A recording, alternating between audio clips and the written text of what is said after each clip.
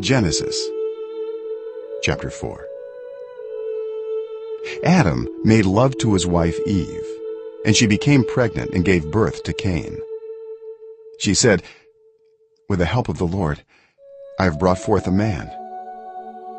Later she gave birth to his brother Abel. Now Abel kept flocks, and Cain worked the soil. In the course of time, Cain brought some of the fruits of the soil as an offering to the Lord. And Abel also brought an offering, fat portions from some of the firstborn of his flock.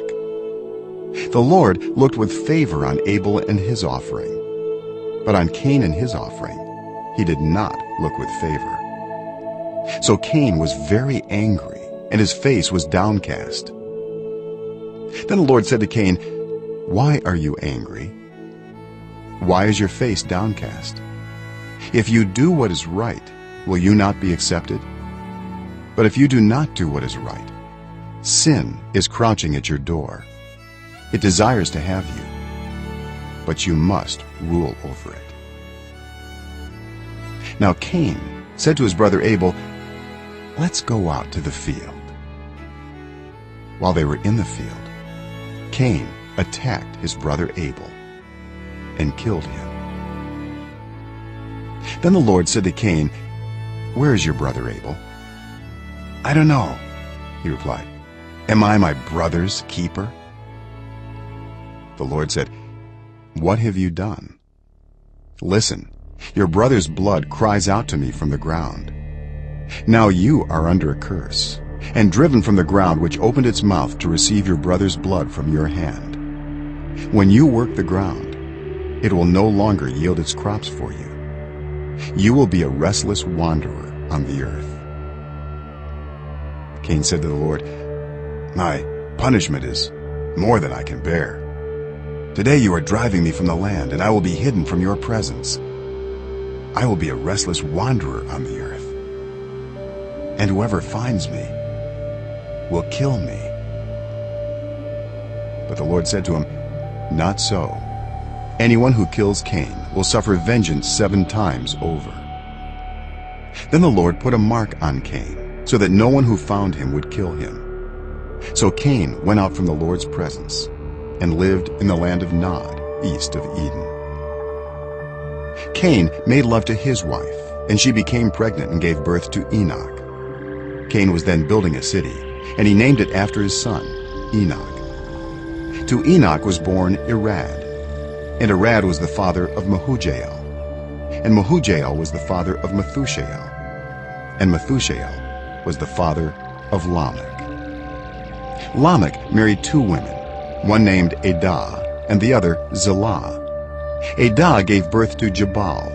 He was the father of those who live in tents and raise livestock. His brother's name was Jubal.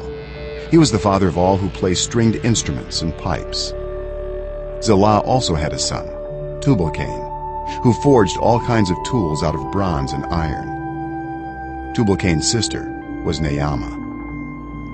Lamech said to his wives, "Adah and Zillah, listen to me. Wives of Lamech, hear my words. I have killed a man for wounding me, a young man for injuring me. If Cain is avenged 7 times, then Lamech 77 times." Adam made love to his wife again, and she gave birth to a son and named him Seth, saying, "God has granted me another child in place of Abel, since Cain killed him." Seth also had a son, and he named him Enosh. At that time, people began to call on the name of the Lord. Genesis chapter 5. This is the written account of Adam's family line. When God created mankind, he made them in the likeness of God. He created them male and female, and blessed them. And he named them mankind when they were created. When Adam had lived 130 years, he had a son in his own likeness, in his own image, and he named him Seth. After Seth was born, Adam lived 800 years and had other sons and daughters. Altogether, Adam lived a total of 930 years, and then he died. When Seth had lived 105 years, he became the father of Enosh. After he became the father of Enosh, Seth lived 807 years and had other sons and daughters. Altogether, Seth lived a total of 912 years, and then he died. When Enosh had lived 90 years, he became the father of Kenan.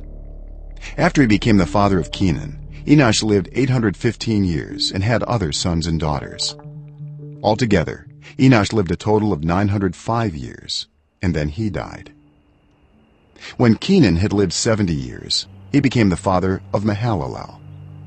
After he became the father of Mahalalel, Kenan lived 840 years and had other sons and daughters. Altogether, Kenan lived a total of 910 years, and then he died. When Mahalalel had lived 65 years, he became the father of Jared. After he became the father of Jared, Mahalalel lived 830 years and had other sons and daughters.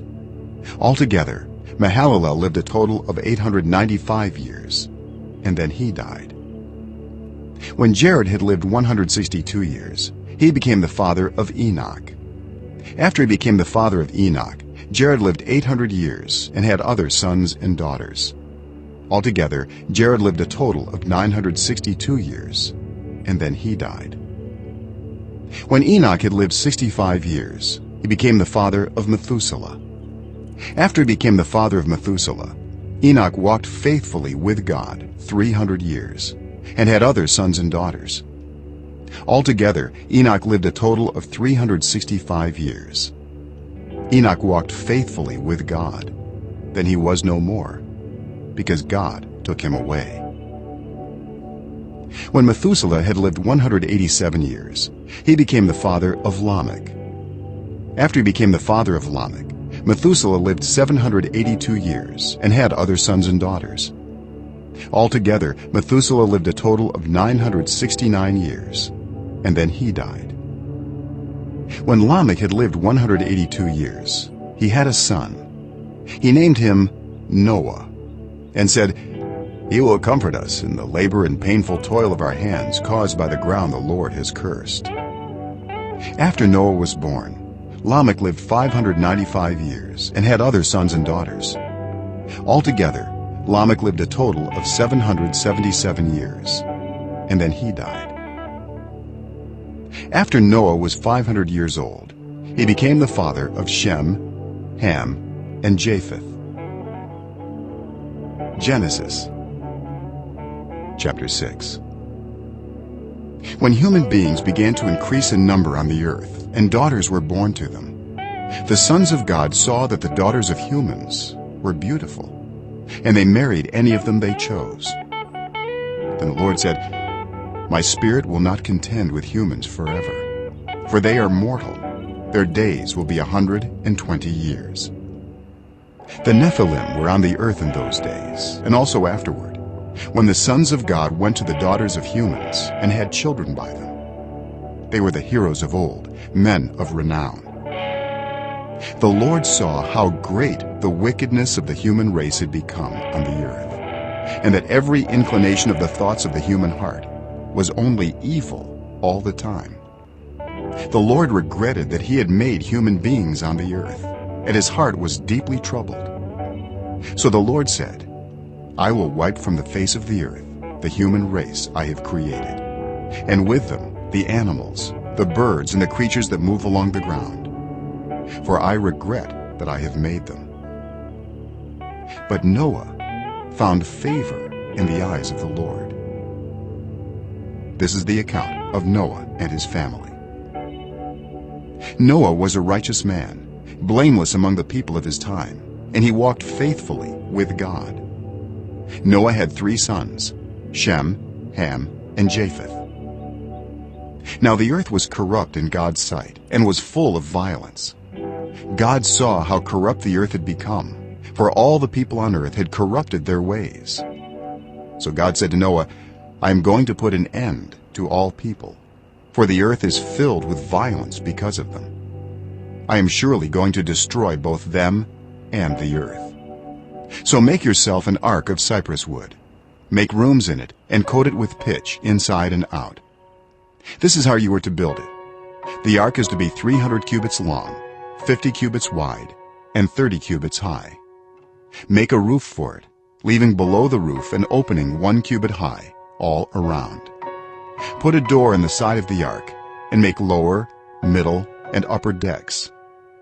I am going to bring floodwaters on the earth to destroy all life under the heavens, every creature that has the breath of life in it. Everything on earth will perish. But I will establish my covenant with you, and you will enter the ark, you and your sons, and your wife and your sons' wives with you. You are to bring into the ark 2 of all living creatures, male and female, to keep them alive with you.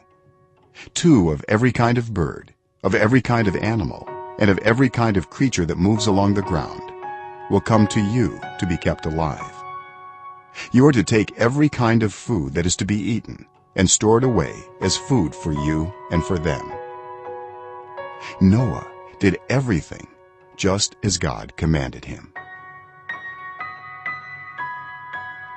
Matthew chapter 2. After Jesus was born in Bethlehem in Judea, during the time of King Herod, Magi from the east came to Jerusalem and asked, "Where is the one who has been born King of the Jews? We saw his star when it rose and have come to worship him." When King Herod heard this, he was disturbed, and all Jerusalem with him. When he had called together all the people's chief priests and teachers of the law, he asked them where the Messiah was to be born. "In Bethlehem in Judea," they replied, "for this is what the prophet has written. But you, Bethlehem, in the land of Judah, are by no means least among the rulers of Judah. For out of you will come a ruler who will shepherd my people Israel." Then Herod called the Magi secretly and found out from them the exact time the star had appeared. He sent them to Bethlehem and said, "Go and search carefully for the child. As soon as you find him, report to me, so that I, too, may go and worship him." After they had heard the king, they went on their way, and the star they had seen when it rose went ahead of them until it stopped over the place where the child was. When they saw the star, they were overjoyed. On coming to the house, they saw the child with his mother Mary, and they bowed down and worshipped him. Then they opened their treasures and presented him with gifts of gold, frankincense, and myrrh. And having been warned in a dream not to go back to Herod, they returned to their country by another route. When they had gone, an angel of the Lord appeared to Joseph in a dream. "Get up," he said. "Take the child and his mother and escape to Egypt. Stay there until I tell you, for Herod is going to search for the child to kill him." So he got up, took the child and his mother during the night, and left for Egypt, where he stayed until the death of Herod. And so was fulfilled what the Lord had said through the prophet, "Out of Egypt I called my son." When Herod realized that he had been outwitted by the Magi, he was furious, and he gave orders to kill all the boys in Bethlehem and its vicinity who were 2 years old and under, in accordance with the time he had learned from the Magi. Then what was said through the prophet Jeremiah was fulfilled. "A voice is heard in Ramah, weeping and great mourning, Rachel weeping for her children and refusing to be comforted, because they are no more." After Herod died, an angel of the Lord appeared in a dream to Joseph in Egypt and said, "Get up, take the child and his mother, and go to the land of Israel. For those who are trying to take the child's life are dead." So he got up, took the child and his mother, and went to the land of Israel. But when he heard that Archelaus was reigning in Judea in place of his father Herod, he was afraid to go there. Having been warned in a dream, he withdrew to the district of Galilee, and he went and lived in a town called Nazareth. So was fulfilled what was said through the prophets, that he would be called a Nazarene.